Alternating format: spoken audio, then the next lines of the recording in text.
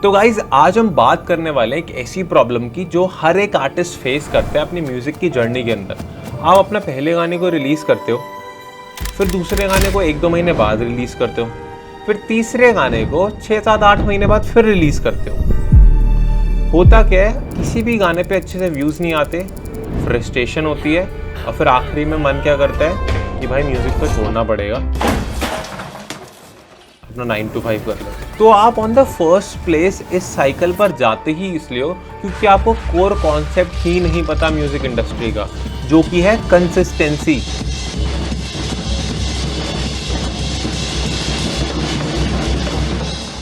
अगर आप किसी भी फेमस आर्टिस्ट को उठाकर देख लो, आज के टाइम पे बॉलीवुड और इंडियन इंडस्ट्री के अंदर करण औजला बहुत छा रखते हैं। आपको लगेगा वाह यार, ये तो बड़ा किस्मत वाला है, भगवान ने पता नहीं कौन सा हाथ फेर दिया तभी ये सक्सेसफुल हो गए। बट अगर आप ध्यान से नोटिस करोगे, इनकी अगर आप प्लेलिस्ट में जाओगे तो इन्होंने कितने सारे गाने रिलीज कर दिए और जो इनका म्यूजिक प्रोड्यूसर है इसकी उनके साथ एक कितने टाइम से काम कर रहे हैं और वो सारी मेहनत, वो सारी ऑडियंस कहीं ना कहीं कलेक्टिवली उनके गाने सुन रही थी और कहीं ना कहीं एल्गोरिदम और ऑडियंस ने मिलकर उनका एक गाना हिट कर दिया, उसके बाद और गाना हिट कर दिया और फिर उन्होंने अपना नाम कहीं ना कहीं इंडस्ट्री में बना लिया। अब यहाँ पर आपके साथ क्या होता है, आप अपना पहला गाना रिलीज करते हो, एक्सपेक्टेशन लगा के बैठ जाते हो कि और मैंने अपनी मेहनत लगा दी, मैंने कोर्सेज ढूंढ लिए, मैंने म्यूजिक प्रोड्यूसर हायर कर लिया, मैंने सब कुछ तो कर लिया, इस पर व्यूज ही नहीं है। और फिर 2 महीने बाद आपको फिर चुल जगते हो, आप बोलते हो फिर बनाते हैं और फिर आप बनाते हो, फिर आप कंसिस्टेंट नहीं रहते, छोड़ देते हो। यहीं पर अगर आपके साथ कोई और आर्टिस्ट है जो कि ज़्यादा कंसिस्टेंट है, हर महीने अपने गाने को रिलीज कर रहा है, तो सबसे पहली बात तो वो उससे ये सीख जाता है कि सिस्टम्स कैसे बिल्ड करे जाते हैं, क्योंकि इन दी एंड म्यूजिक एक बिजनेस ही है अगर उस पर व्यूज लाने हैं तो। सेकेंड चीज़, उसकी एक हैबिट बन जाती है, उसका कोई बॉस नहीं है जो कि उसको बोल रहा है कि म्यूजिक निकाल, उसको खुद से हैबिट बनानी है, जो कि बहुत बड़ा डिफिकल्ट टास्क होता है। बट जस्ट बिकॉज उसने स्टार्टिंग में थोड़ा सा डिसिप्लिन मेंटेन कर लिया, उससे उसकी एक अच्छी हैबिट बन गई और वो हर महीने गाने को रिलीज कर पा रहा है, कहीं ना कहीं नई चीज़ों को सीख पा रहा है, कहीं ना कहीं फंड्स को अरेंज कर पा रहा है, जो कि उसको over the period of time कहीं ना कहीं रिजल्ट देखने को जरूर मिलेंगे। और इसका सबसे बड़ा एग्जाम्पल है हमारे एक टीममेट अभिषेक, जो कि हमारे साथ म्यूजिक प्रोडक्शन और सिंगिंग करते हैं। उनके मंथली लिसनर कहीं ना कहीं 10 से 12 हज़ार थे, बट जस्ट बिकॉज वो हर एक हफ्ते गाने को रिलीज करते हैं, उसकी वजह से आज के टाइम पे उनके मंथली लिसनर 1 लाख से भी ज़्यादा है, जस्ट बिकॉज कंसिस्टेंसी। तो अब बात करते हैं कि कंसिस्टेंसी से एक्चुअली में होता क्या है। मतलब अगर मैं हर महीने गाने डाल रहा हूँ या हर हफ्ते गाने डाल रहा हूँ तो उससे होगा ही क्या, वो गाना भी तो पड़ा रहेगा ऐसे ही? नहीं। सबसे पहली चीज़ तो आपकी स्किल बहुत ज़्यादा डेवलप हो जाती है।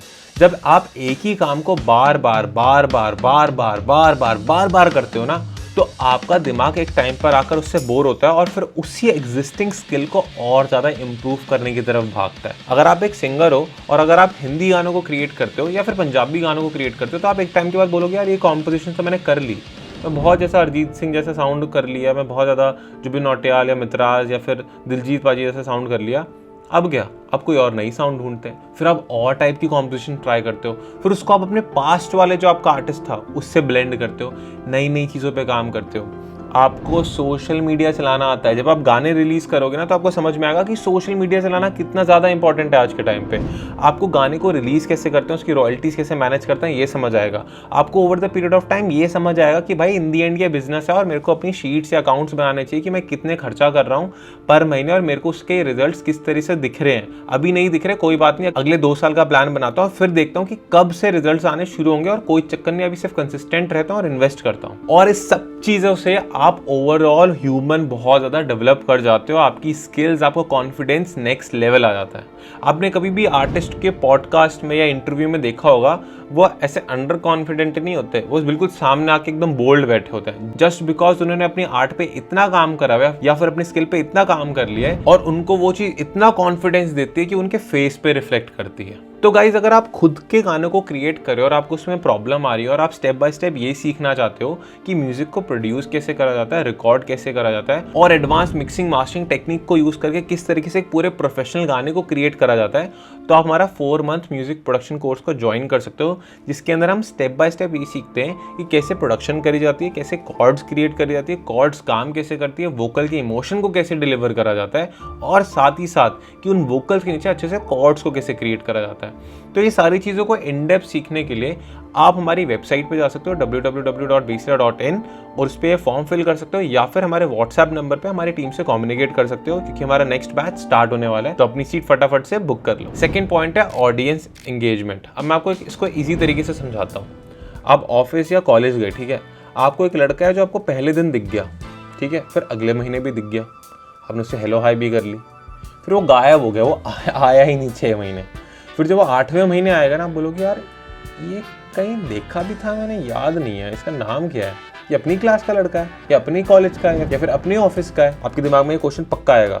बट यहीं पे अगर आप किसी लड़के को या लड़की को डेली देखते हो, लड़की को तो तुम लोग डेली देख ही रहे होगे, बट अगर आप किसी भी पर्सन को डेली देखते हो, डेली हाई करते हो, आपको कंसिस्टेंटली दिखता है, तो समझ में आता है अच्छा ये बंदा है, ये तो यार अपने स्कूल में, कॉलेज में या फिर अपने ऑफिस में है। अरे इसका नाम क्या है, पहले महीने पता लगता है। अरे करता क्या है, कहाँ से है, ये पता लगता है। उसके बाद हाई हेलो होती है और अच्छा बॉन्ड बन जाता है। बट जो लड़का आपको 3 ही दिन को आपके ऑफिस में, कॉलेज में दिखे, उससे कहाँ ही बॉन्ड बनने वाला, कुछ नहीं बनने वाला। और ये सेम ही सिनेरियो ऑनलाइन भी काम करता है। जब आपकी ऑडियंस आपको देखती है कंसिस्टेंटली, तो वो एक टाइम के बाद जानने की कोशिश करते हैं कि भाई कौन है, कहाँ से है, कैसे म्यूजिक बना रहा है, इसकी पीछे की पर्सनल लाइफ क्या है, उनको इंटरेस्ट आता है देखने में, और उससे ऑडियंस का कनेक्शन बिल्ड होता है। और वही ऑडियंस पे अभी आप अपना खर्चा कर रहे हो, इन्वेस्ट कर रहे हो, और वही ऑडियंस 1 से 2 होगी, 2 से 4 होगी, 8 से 16, और वो फिर बहुत मल्टीप्लाई करके आपकी कहीं ना कहीं फैन बेस बना देगी। तीसरी चीज़ है एल्गोरिदम। हम इंस्टाग्राम पे ना स्टार्टिंग में कंसिस्टेंट ही नहीं थे, बीच में बहुत ज़्यादा कंसिस्टेंट हुए, 27,000 मेरे को याद है हमारे फॉलोअर्स हो गए थे। फिर वो फॉलोअर्स वहाँ रुक गए थे, उसके बाद वो बढ़े नहीं। हमारा यूट्यूब बढ़ रहा था क्योंकि हम यूट्यूब पे कंसिस्टेंट थे, बट इंस्टाग्राम उतनी स्पीड से ग्रो नहीं कर रहा था। मैंने एक चीज़ समझ ली, सिस्टम बनाना पड़ेगा, हर हफ्ते 2 रील्स डालूंगा। वो मैं करते करते करते डाला था। आज के टाइम पे 1 लाख, ऑलमोस्ट 1,30,000 या 1,30,000 से भी पार कर गए हमारे उस पर फॉलोअर्स। बट वो क्यों हुआ? मैंने ये नहीं देखा कि मेरे व्यूज़ कितने आ रहे हैं। मैंने सबसे पहले सोचा कि भाई मैं कंसिस्टेंट रहता हूँ, मैं कंटेंट डालता हूँ, कम से कम 40-50 कंटेंट डालूंगा तो मेरे को समझ में आएगा कि मेरी ऑडियंस क्या है और कौन सी रील पे ज़्यादा व्यूज़ आ रहे हैं और वो क्या रील मेरे लिए काम कर रही है, मेरे को क्लाइंट वर्क या फिर मेरी इंडस्ट्री में रिकॉग्निशन बनाने में।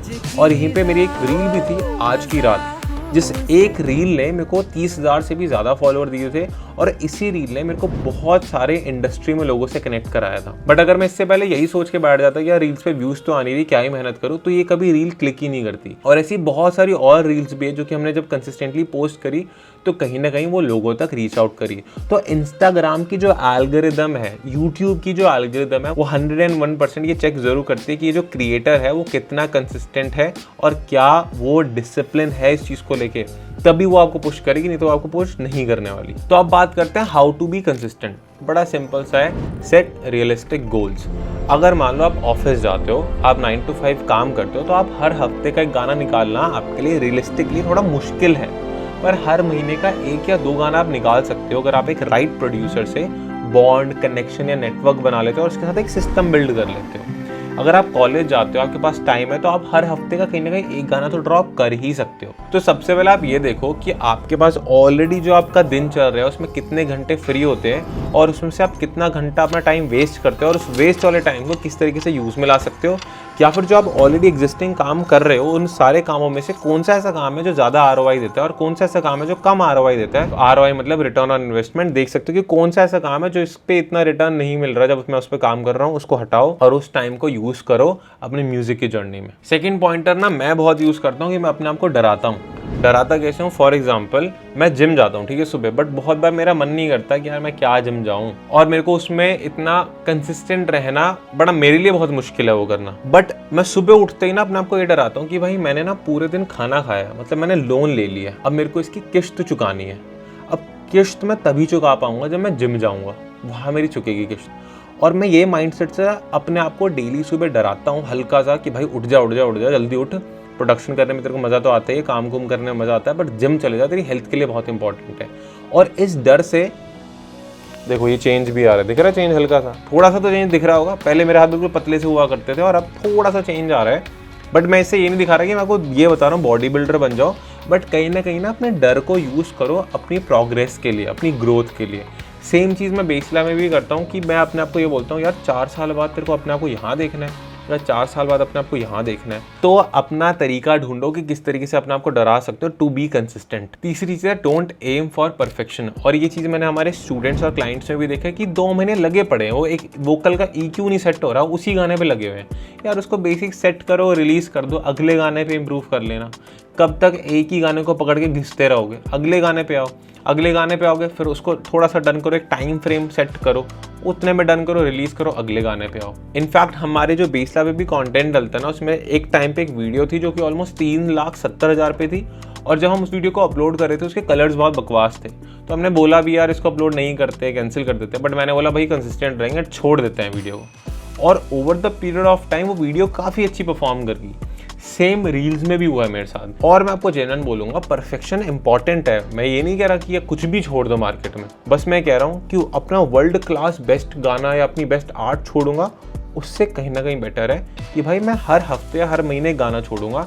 अब वो थोड़ा सा एवरेज भी होगा तो उसके लिए मैं महीने में 3 गाने बनाऊंगा, और 3 या 4 में से जो मेरे को ज़्यादा अच्छा लग रहा होगा वो मैं छोड़ दूंगा। कुछ ऐसा सिस्टम बिल्ड कर लो जिससे आपकी परफेक्शनिज्म भी खराब ना हो और आपकी कंसिस्टेंसी भी खराब ना हो। तो गाइज आई होप आपको वीडियो में मजा आया होगा, और अगर आप अपनी जर्नी को लेके सीरियस हो और as a singer, as a music producer कहीं ना कहीं म्यूजिक प्रोडक्शन में अटक जाते हो, मिक्सिंग मास्टरिंग में अटक जाते हो, क्वालिटी नहीं निकाल पाते, तो अगेन हमारा 4 मंथ का म्यूजिक प्रोडक्शन कोर्स को चेकआउट कर सकते हो। हमारा नेक्स्ट बैच जल्दी स्टार्ट होने वाला है। मिलते हैं नेक्स्ट वीडियो में, बाय बाय।